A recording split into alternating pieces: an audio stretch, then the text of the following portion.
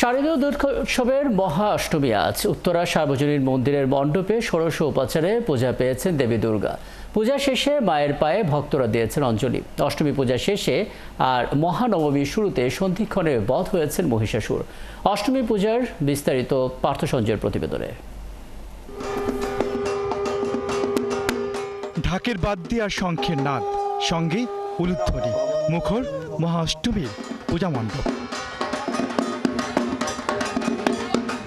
ষোড়শ উপাচারে অনুষ্ঠিত অষ্টমী বিহিত পূজায় মিশে থাকলো ভক্তের প্রার্থনা। Maggi hot and spicy blast, test of the nation.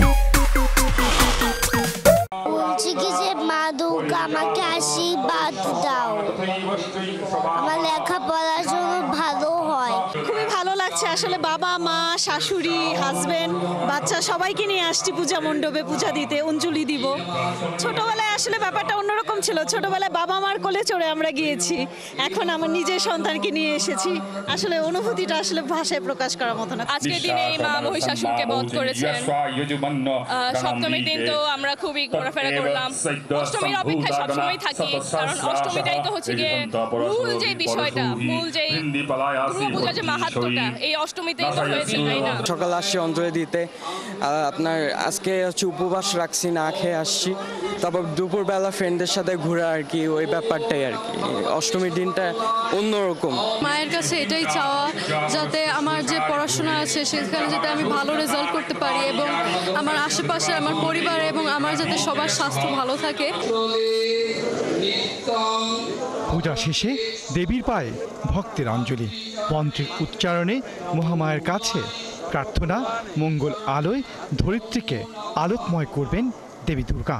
মার কাছে অঞ্জলি দিলাম। অঞ্জলিতে মায়ের কাছে একটাই আমাদের প্রার্থনা, মা যেন আমাদের সকল দুঃখ কষ্ট থেকে সবাইকে রক্ষা করেন। সন্ধ্যা আরতি হবে, ভক্তবৃন্দ যারা বাইরে থেকে আসবে তারাই আরতি প্রতিযোগিতা হবে, আরতি প্রতিযোগিতা অংশগ্রহণ করবে।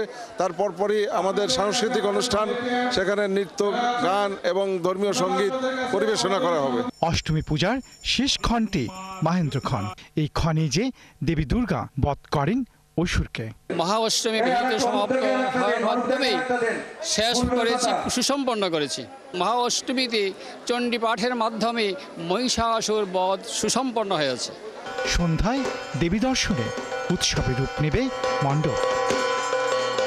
পার্থ সঞ্জয়, ৭১, ঢাকা।